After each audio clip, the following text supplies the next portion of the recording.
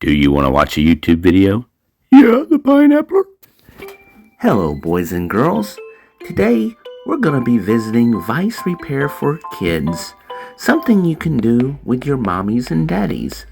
What you want to do first is take this little swirly thing. You want to pull it out, but very carefully, because you never know what lurks inside these crevices. It could be sitting in the weather, and maybe some spider biters could be lurking inside. So get your mommies and daddies to check the very ends of this first. That thing would actually hold it in place to try to keep the spider biters out. But you never know, boys and girls, so look carefully. That could be a really big problem. But maybe not.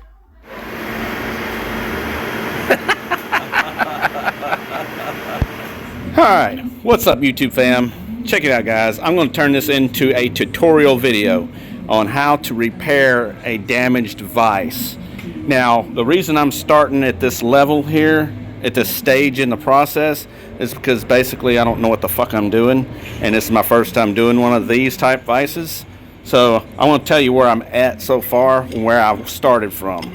This thing, okay, so basically some dumbass welder is out here welding. I don't know who that would be, but he got BBs all over the end of this nut. There was going to be a nut on the end with one of these motherfuckers right here. I don't know what it's called either. But anyways, this thing right here, this got the little scallops in the top of it. Maybe we'll call that a castellated nut. I don't know. Maybe we'll call this a cotter pin. I don't know. We'll find out later.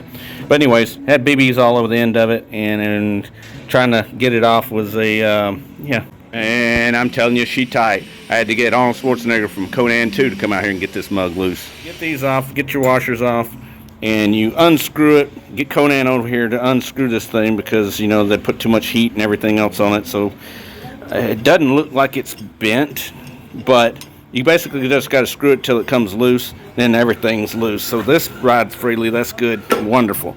So now we got, this looks like it's probably where the problem is. Probably not in these Acme threads here. We'll call them Acme threads. We don't know what the fuck they are. So anyways, I went in there and cleaned up those threads with that type of cleanup. So hopefully that'll relieve that. So I'm going to clean up these Acme threads. Clean all this, we're going to call that rust. Yeah, that's what it looks like anyway. And try to clean it up the best we can. If it don't work that way, we'll have to put it in a lathe. But if we get everything good and straight and clean, we're going to re-grease it, put it back in there, see if this motherfucker works. What do you think? Check in later. Oh, and also, you might want to do this a few times. It seems to be getting some rust and cobwebs out. So that looks like that's good if it comes out like that. You know, do it with your purse. Make a manly sound out of it. Alright, yeah, there you go. More rust. Man, it's just skeeting right out of that hole. Look at there. Alright. Man, would you just look at all that right there that it released? That's a money shot right there, I'm telling you. And this is the vise I've done fixed already. Yeah, look at that motherfucker. I'm the Vise King, motherfucker. Hell yeah. You know, I can tell you exactly how good this thing works.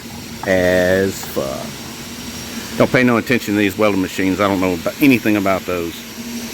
Okay, so basically all I did was use the rock wheel and then the flap disc and cleaned it up the American way while holding the camera with my third arm. America, baby. That's how we do it over here. Reach around. We don't use tripods. We reach around that camera like an anaconda. If you don't believe me, how am I doing that? Okay, so we couldn't include the content of the third arm doing the grinding because apparently YouTube didn't allow that kind of content. So what we're going to do is clean these threads up with a bench wire thingy majiggy right there, whatever you want to call that. Yeah, wire wheel. I chase these threads with a half round file just for the shits and giggles, and then I chased it with a one of those things right there. We're going to call it a wire brush. And oh, don't pay attention to that China mark right there. That motherfucker's made in America. All right, I took a rat tail file, went in there and cleaned it up. Obviously the biggest one I could find, best I could. And then take you some Willie D. That's WD-40 for those of you in Canada. Squirt it in the front and back. Let it skeet out the back real good. Don't forget to get the back side because that's the way she likes it. You see those threads back here in the back? right there, yeah. Squirt those with that Willie D real good to get it cleaned out and get all that dust and debris out of there because some cobwebs are old. All right, now squirt her real good. You want to get all that dust out of there. Get it good and clean. And then go get you some grease. And then what you're going to want to do is you're going to slather it up real good before you drive that shaft in that hole. Oh, yeah. All right, now that she's all greased up really good, now you want to push her all together here and then start screwing her all the way back in until that tail comes out. Right, put your nut and your cotter pin back in there and don't tighten all the way down. Just snug it up and back off to the open hole. There we go, guys. Just like a brand new Vise. All joking aside, it is a lot easier, guys. You can easily do this with one hand, but there is still a sticky spot in it. That means that the shaft has a bent part somewhere in it. Which this is a lot easier. But I'm going to take it off and put it on the lathe and skim the threads, skim the shaft, and make her howl. Yeah, you don't even need an indicator on that. That's about 40 thousandths.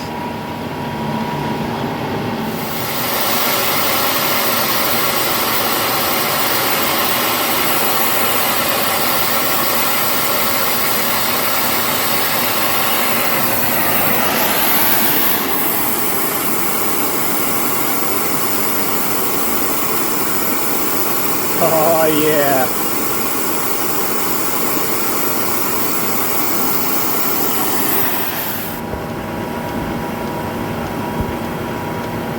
Straight as an arrow. Oh, yeah.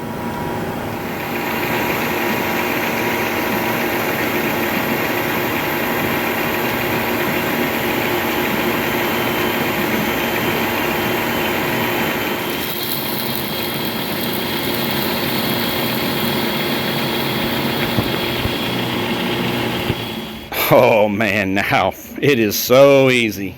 That is perfect. Yeah, time well spent. There you go, guys.